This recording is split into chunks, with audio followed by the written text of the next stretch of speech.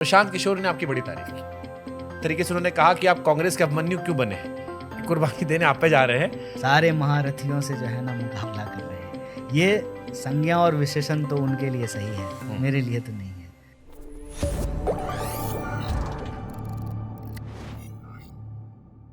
प्रशांत किशोर ने आपकी बड़ी तारीफ की।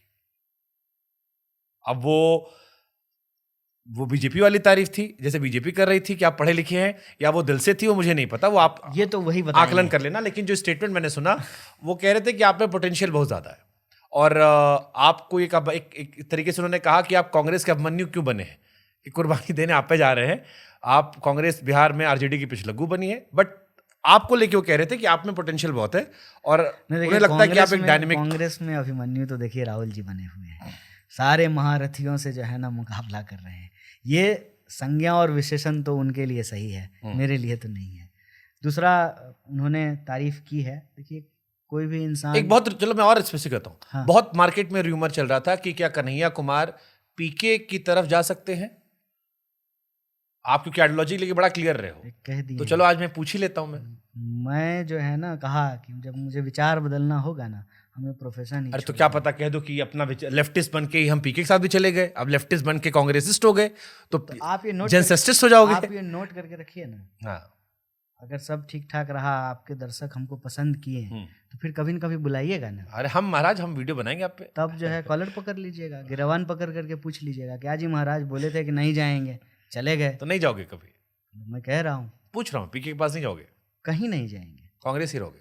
ये रिटायरमेंट यहीं से, ये बहुत बड़ा स्टेटमेंट है, ये बहुत बड़ा स्टेटमेंट। सिंधिया साहब चले गए, पायलट साहब जाते आते रह गए। बहुत सोच समझ के दे रहे हैं। एक शेर है उनका, अहमद मुश्ताक साहब कि मौसमे गुल हो कि पतझर हो, अपनी बला से हम वो फूल हैं, न खिलते हैं न मुरझाते हैं। तय कर लिए हैं जीवन में। हमको भी एक शेर याद आ गया, हाँ, आपकी तरफ से कांग्रेस को, कि तूने अंदाज़े मोहब्बत देखी है जाने जा, अंदाज़े वफा नहीं। हम वो पंछी हैं जो पिंजरा खोलने भी उड़ते नहीं। बेइज्जत कर दिया भले आपने, मंच पे नहीं चढ़ने दिया, लेकिन हम जाएंगे नहीं, रहेंगे वहीं हम। बेइज्जत, तुम प्यार करो या दुश्मनी, अव्वल तो जो है बेइज्जत और इज्जत एक तरफा आशिक हो गए कन्हैया कुमार। एक आशिकी तो खैर राजनीति में आशिकी का कोई मसला नहीं है, तो एक अलग विषय है। देखिए मतलब कांग्रेस आपका आजीवन हो गया, ये कुल मिलाकर आपने यहाँ से एक ये बड़ी बात रखी है। जो लक्ष्य लेकर के हम चल रहे हैं, किसी पार्टी में नहीं जाओगे इसके बाद। हम जो लक्ष्य लेकर के चल रहे हैं कि कांग्रेस पार्टी को वही प्लेटफॉर्म होना है जो प्लेटफॉर्म कांग्रेस पार्टी आज़ादी के आंदोलन के दौरान थी, कि कोई भी देश से प्रेम करने वाला, देश को बेहतर करने का सपना रखने वाला। तो आपको राज्यसभा क्यों नहीं भेज दिए लोग? आप जाते संसद में, आप अच्छा बोलते हो, आपकी आवाज बुलंद करवाते। आज जो पहले से लोग लगे हुए हैं वो नहीं जाएं, हम ही चले जाएं। अरे कहाँ उतना चढ़ के कहाँ कर पा रहे? आज ही राहुल जी कहीं कहे कि जो जोर से हेमंता बिस्व शर्मा को जेल भेजेंगे, अंदर से पता नहीं कौन जाके बता दिया आपके यहाँ। एक तो आपके अंदर भी सारे लोग आधे भाजपाई हैं आपके यहाँ पे। हम ही कह रहे हैं कि ये जो है राजनीति में कुछ मिल जाए तभी ईमानदार रहेंगे। नहीं, उससे बुलंद हो जाएगा ना, आवाज बुलंद होगा। अब टैलेंट बहुत है, दिखाने का मौका नहीं मिल रहा। खिलाड़ी बहुत अच्छा खेलता है, बहुत छक्का मारता है, लेकिन मैदान पे नहीं उतारेंगे, खाली पानी पिला के लाओ। ऐसा नहीं है, अगर बढ़िया टैलेंट है ना, तो खिलाड़ी का मौका नहीं मिलेगा तो जो है कोच बन करके करेंगे। ठीक है, एक बात बताइए, द्रविड़ जो है खिलाड़ी में जो किए सो किए, कोचिंग में बहुत, सचिन के इतना तो बड़ा नाम नहीं हो पाया, लेकिन अपना टैलेंट जो है कोचिंग में दिखाए ना। देखिए इंसान को ना मेहनत करना चाहिए। ठीक बात। ऐसे ही अगर कुछ मिल जाए वरदान में तो अलग बात है। अगर अपने पराक्रम से किसी चीज को प्राप्त करना है तो फिर मेहनत करते रहो। इस मामले में तो मोदी जी का सम्मान करते होगे, आपकी मेहनत करके वहां तक पहुंच गए। हाँ भाई, मेहनत लगता है, वो भी जिस तरह से आडवाणी जी का लोअर बैकग्राउंड से आए। हाँ भाई, बहुत मेहनत की है। जिस तरह से आडवाणी जी के रथ पे उनका माइक पकड़े हुए थे, मेहनत तो लगता है। देखिए ऐसा नहीं है कि हम मोदी जी का ना कुछ अच्छा दिखा, अच्छा नहीं देखते हैं, बट ये तो तारीफ वाली चीज है ना कि उन्होंने भी मेहनत की। हाँ? अगर पुराने से देखो, अब मैं तो पुरानी फोटोज देखते ना, आगे बैठते थे, ना हो सब्र तो रखा, सब्र तो रखा। और देखिए कि सब्र का फल कितना मीठा हुआ कि बिना एमएलए बने ही मुख्यमंत्री बन गए। कितना कमाल बात है, गजब बात है। लेकिन नहीं, लोग यहाँ मुखिया बनने के लिए जो है क्या क्या चप्पल घिस रहे हैं, वो सीधे राज्य का मुखिया बन गए। है भाई, सब्र तो है। और वहाँ देखिए कि अभी मुखिया कहाँ के बने, ऐसा नहीं कि बिहार का बन गए, गुजरात का बन गए, जिसके पास जो है तटीय तो क्षेत्र वहीं है, पैदा हुए थे वो। वही मैं कह रहे हैं, बंदरगाह है, हाँ। ऑलरेडी जो है एडवांस कैपिटलिस्ट स्टेट था, पूरे देश भर में जो सूरत से ही साड़ी जा रही थी, दुनिया भर में हीरा जो है गुजरात से ही जा रहा था। तो है, संयोग है। ठीक है। उस संयोग का ये है कि माने पहले जो है जब गुजरात में कोका कोला को बैन कर दिए तो जो है अमेरिका वीजा नहीं दे रहा था, और उसी में जगह जो है वो ट्रम्प को बुला करके नमस्ते ट्रम्प करा रहे थे। तो भाई सब्र तो किया है, ये कैसे नहीं मानेंगे कि सब्र नहीं किया है। ये तो सीखना चाहिए आज के लड़कों को और आज के नौजवानों को कि थोड़ा सा कुछ नहीं मिलता है तो राइट स्वाइप कर देता है। क्या राइट ही होता है ना जी, सब्र करो। बहुत टिंडर चलाए हो आप।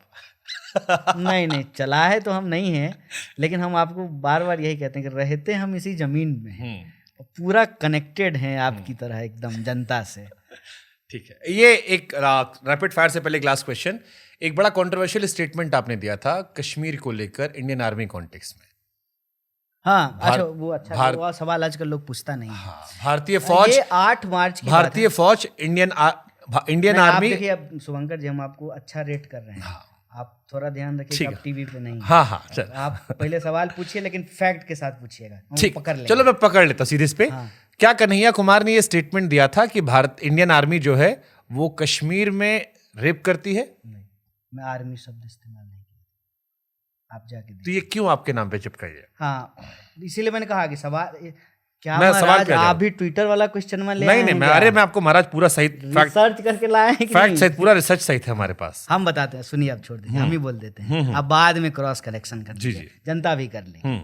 ये 8 मार्च की बात है, मैं दुनिया भर में महिलाओं के खिलाफ होने वाले अपराध पे भाषण दे रहा था।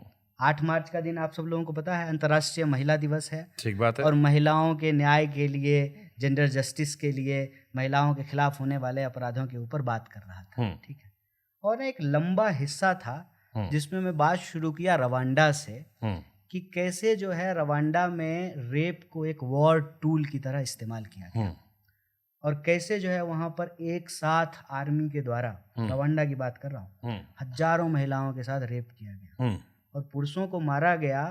तो स्थिति ये हुई कि जब रवांडा में सरकार बनाने की बात आई तो महिलाओं का रेशियो पुरुषों से ज़्यादा था। ये बात बोला। फिर हमने कहा कि देश में कहीं भी कोई हिंसा होती है तो आपको आपके पहचान के आधार पर जो अत्याचार झेलना पड़ता है तो झेलना ही पड़ता है, लेकिन अगर आप महिला हैं तो आपको डबल अत्याचार झेलना पड़ेगा। मान लीजिए कहीं दंगा हुआ, अगर हम पुरुष हैं तो हमारा जान ले लेगा, लेकिन महिलाएं जो हैं उनके साथ बलात्कार भी किया जाएगा।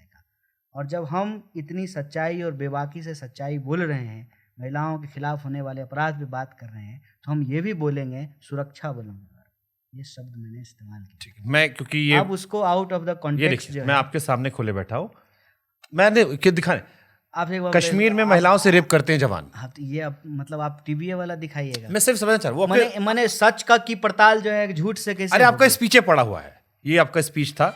हम पूरा स्पीच आपको बोल दिए, हम सुने लेते ना महाराज, अगर झूठ होगा तो खत्म कहानी। पूरा स्पीच सुन। हाँ, पूरा से लगा दे रहे हैं। कौन पूरा लगा? कोई टीवी मेरा पूरा स्पीच लगाता है, वो एक ही बार लगाया था जब हम जेल से निकले। अच्छा, दाढ़ी वाड़ी भी नहीं था आपका? आप तो क्या दाढ़ी रखे थे पहले से महाराज? रखे थे, तो जेल से छूट के आए हैं महाराज। यहाँ दाढ़ी नहीं है इसमें, लेकिन अरे 3 तारीख को जेल से छूट के आए, 8 तारीख को भाषण दे रहे हैं। देश के अब सुनिए,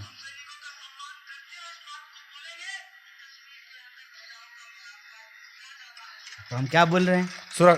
कश्मीर के अंदर महिलाओं के साथ बलात्कार किया जाता है सुरक्षा बलों के द्वारा। हाँ, और इस पे रिपोर्ट है सरकार की, इस पे आर्मी की रिपोर्ट वही बात हो क्या है ना कि इंडियन आर्मी रेप करती है। नहीं, मैं इंडियन आर्मी नहीं बोला, हम बोला कि हम सैनिकों का सम्मान करते हुए यह बात बोलेंगे कि सुरक्षा। अच्छा, मतलब आप आर्म फोर्सेस के संगठन के बारे में तो जानते हैं, समझता हूं मैं। मिलिट्री होता है, पैरा मिलिट्री होता है, ठीक है ना, और हम बोलते हैं आर्म फोर्सेस। ठीक है, बिल्कुल जनरल बोल देते हैं, बिल्कुल सही बात ठीक है।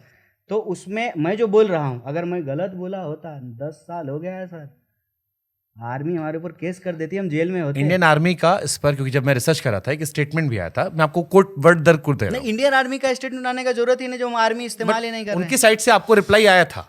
नहीं, मैं ये भी अखबारों में है, ये जब कोट किया गया था तो उनकी तरफ से एक ऑफिसर ने ये स्टेटमेंट दिया, वर्ड बता रहा हूं मैं। कौन आर्मी? मैं आपको अभी पूरी डिटेल दे रहा हूं। मेरे पास कोई रिप्लाई नहीं। ये स्टेटमेंट को ये जब स्टेटमेंट गया कि भारतीय सुरक्षा बल जो है वो कश्मीर में महिलाओं का रेप करते हैं, तो इंडियन आर्मी के ऑफिशियल की तरफ से जो एक प्रेस रिलीज जारी होती है उसमें ये वर्ड था कि भारतीय सेना इन आरोपों को खारिज करती है, दावा करती है कि इस तरह के आरोप आतंकवादी समूहों द्वारा प्रचार के लिए फैलाए जाते हैं। सेना कहना है जवान कठिन परिस्थितियों में काम करते हैं और मानव अधिकारों का सम्मान करते हैं।